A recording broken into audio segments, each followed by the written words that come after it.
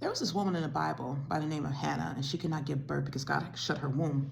And a lot of times God does this to bring forth his glory. But when she could not give birth to her husband, his other wife began to mock her. She began to antagonize her, basically make fun of her and ridicule her.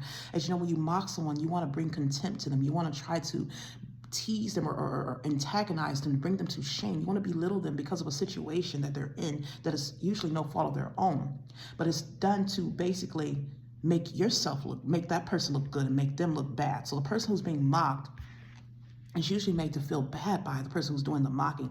And usually people who mock someone, they have insecurities that they're hiding within themselves. They're already envious or jealous of that person. And so the moment they see some type of situation that makes that person look bad in some type of way or make that person looks more inferior in their eyes, they want to capitalize on it by mocking that person. So they take this opportunity and seize it to make this person look bad and belittle them because they were inferior of that person or resent or envious of that person all along. And so as Hannah cannot give birth, the second wife began to antagonize and mock her. And Hannah cried out to God. She was so upset and in trouble. She was already distressed over the fact she could not have a child.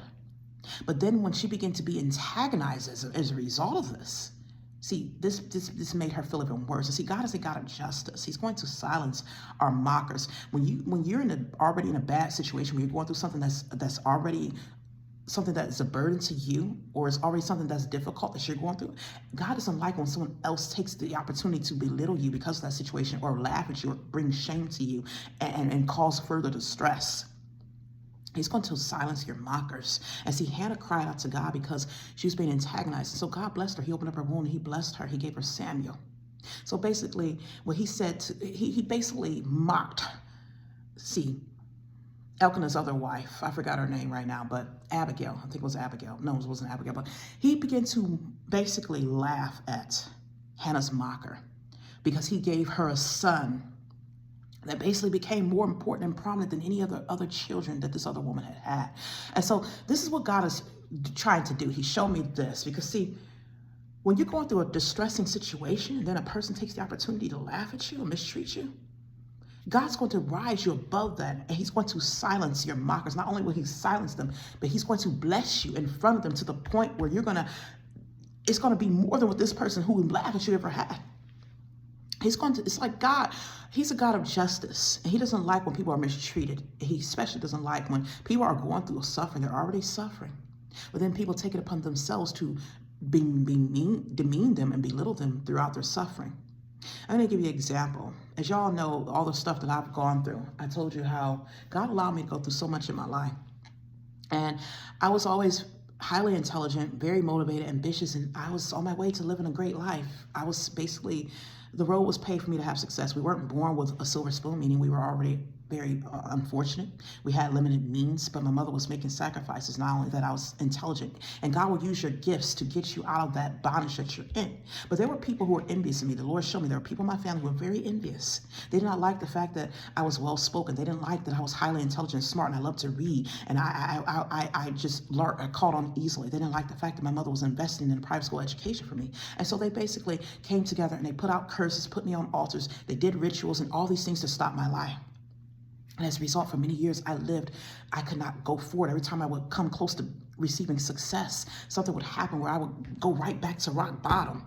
And I kept living my life like this in poverty and bondage. And I didn't know what, for so long I cried to God, like, what's going on? Or why am I living like this? And he finally, after years of praying, fasting, getting other people to help us and pray, he finally revealed to me what was going on, that these people were holding me on altars. And I was mocked because of that.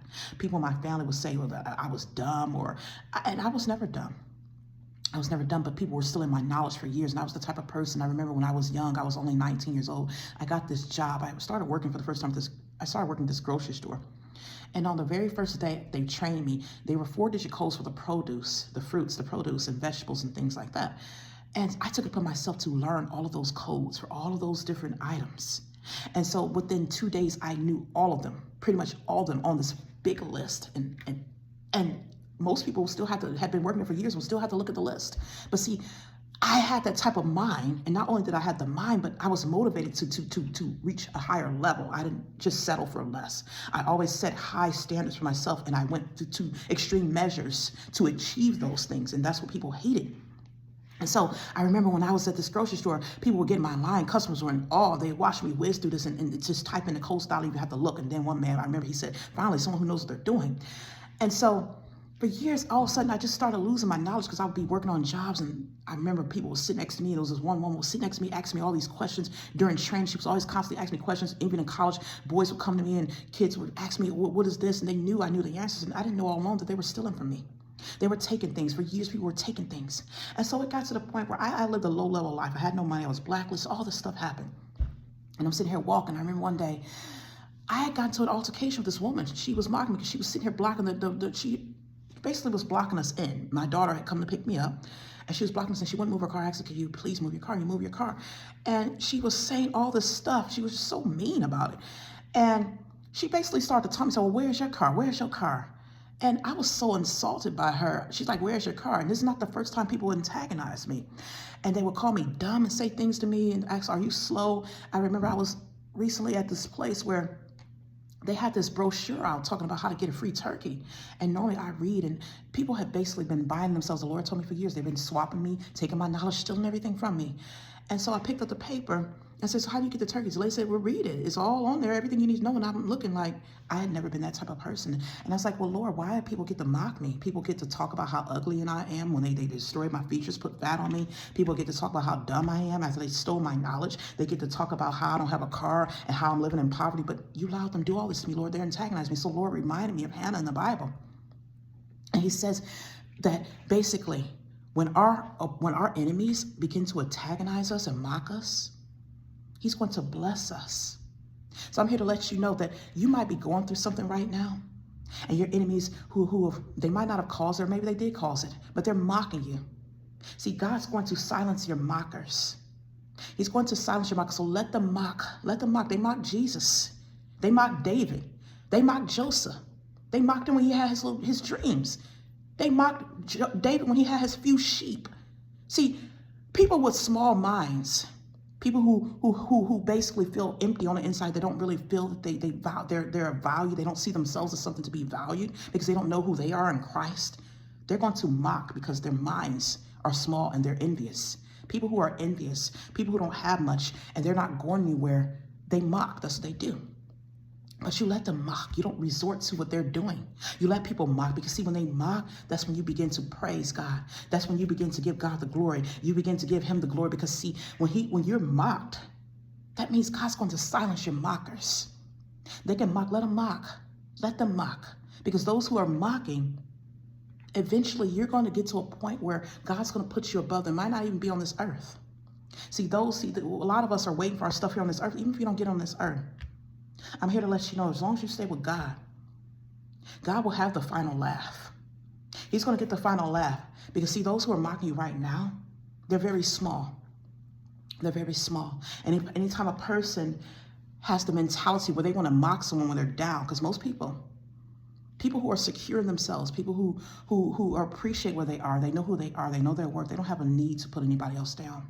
And they're especially not going to kick a dog when they're already down. Have you ever heard that saying, you kick somebody when they're already down? So somebody who's going to mock you in the midst of your hardships and your troubles, this is a person who's already feeling small.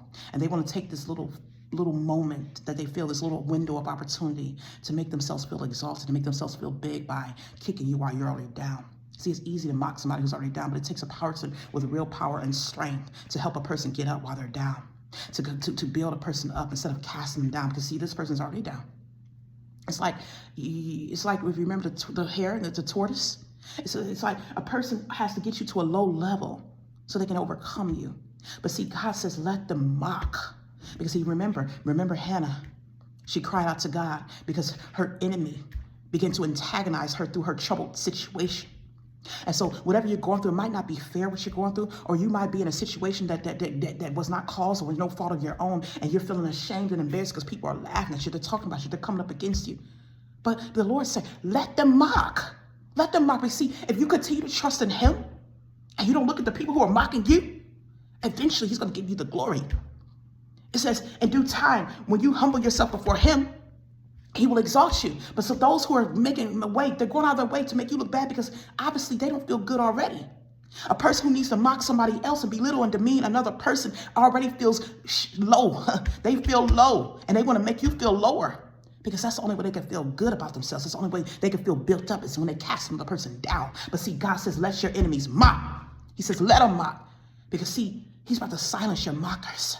He's going to silence every one of them. Even if you don't get the last laugh here on this earth, believe me, if you keep your eyes on God, you're going to have the glory in his kingdom. You're going to have the glory. It says if we keep going forth, we faint not. That means you don't give up in the sight of opposition. You don't give up when it looks bad. And your enemies want you to give up. Your enemies want you to feel bad. They want you to doubt God. They want you to say, oh, this looks too much. Oh, everybody laughing at me. They want you to feel ashamed. They want you to feel just as bad as they feel. Because see, a person who feels good and who is happy and confident and secure what they have, they ain't going to be mocking you. They not. See, only a small-minded person who is already miserable on the inside will mock you. And this is why God says to bless them. Bless those who curse you. Because see, the only reason they come at you because they're already miserable. They already feel bad about themselves, and they want this little small opportunity to make you feel good. But God, if you don't give in to them, if you submit yourself to God and resist the devil, God's going to uplift you. The devil ain't going to have no choice but to run away. He's going to run away in shame. Because see, he's not going to have the last laugh. Those who are laughing at you right now, those who are mocking you, let them mock. God said, let them mock. Because he's about to silence your mockers.